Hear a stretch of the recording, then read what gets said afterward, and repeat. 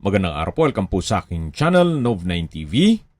Patalasasan po, meron po ba kayong mga properties na napapabayaan or non-performing assets?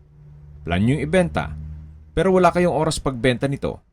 Kung ito'y pagkakatiwala nyo po sa amin, tawag lang po kayo sa aking numero, usap po tayo, gawan ko po ng video for free. Yes, libre po. Wala po kayong babayaran. Tutulungan pa namin kayong mabenta ang inyong property. Kami na po bala sa marketing, sa boosting, pati po sa paid advertisements, even sa tripping. Hindi na po kayo mapapagod sa pag-entertain ng mga buyers. Kami na po bala sa lahat. Tawag lang po kayo. Nandito po tayo ngayon sa Tagaytay kung saan meron po tayong bagong video presentation. Isang residential lot. May lot area po ito na 264 square meters. Nasa loob po ito ng isang exclusive community na meron pong 24 hours security. Tungkol naman sa dokumento nito, ito'y titulado, buhay po ang may-ari, kaya wala po kayong maging problema sa documentation o sa transfer ng title. Napakatahimik po ng lugar, sariwa ang hangin, at malamig po ang klima. Ito po yung nasa mataas na lugar, kaya flood-free area. Ang estimated elevation above sea level ay 2,000 feet.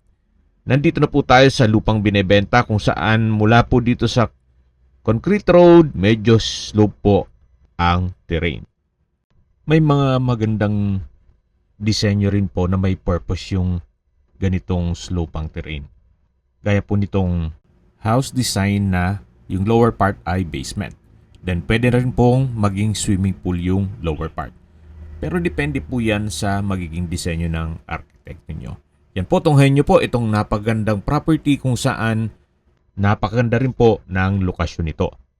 Walking distance lang po ito papuntang Forum Mall o Tagaytay Rotonda, kung saan kompleto na rin po lahat ng mga business establishments gaya ng hotels, restaurants, fast food, remittance center, banks, schools, church at hospital.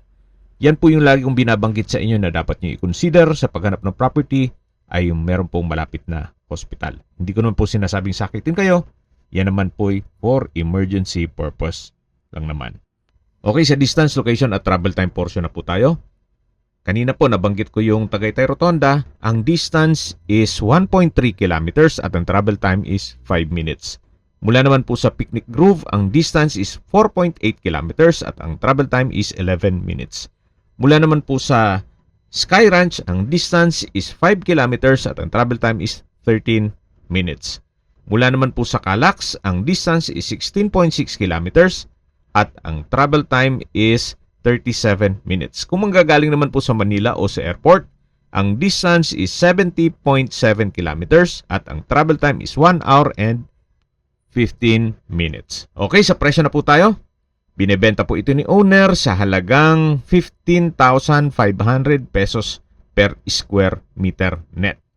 Kung may mga katanungan po kayo, tawag lang po kayo sa aking numero. At sa mga kababayan naman natin nasa ibang bansa, meron po akong WhatsApp, Viber, Telegram, at Signal. Same number lang po, 0917-316-3399. Sa mga nagtatanong naman po ng aming Facebook, meron po aming Facebook page na Nov9TV at Facebook Real Video. Meron din pong TikTok at Instagram. May ibang YouTube channel po kami, the Nov9TV channel, Nov9TV Listings, Nov9TV On The Spot, Nov9TV Updates, at Nov9TV House Rental. Sana po naibigyan nyo ang video presentation. Paki-like and subscribe na lang po sa aking channel para ma-update din po kayo sa aking future listings. Kung sakali po hanap nyo yung mas malaking sukat ng lupa, meron din po kami ibang listings na pwede nyong pagpilian. Huwag po kayong mag-atubiling tumawag sa amin. Then, let us know your budget para malaman namin kung anong property pwede naming ilog sa inyo. Sa lahat pong viewers, subscriber at nagtiwala po sa amin, salamat po sa suporta. Ingat po kayo lagi at yung pamilya. Maraming salamat po.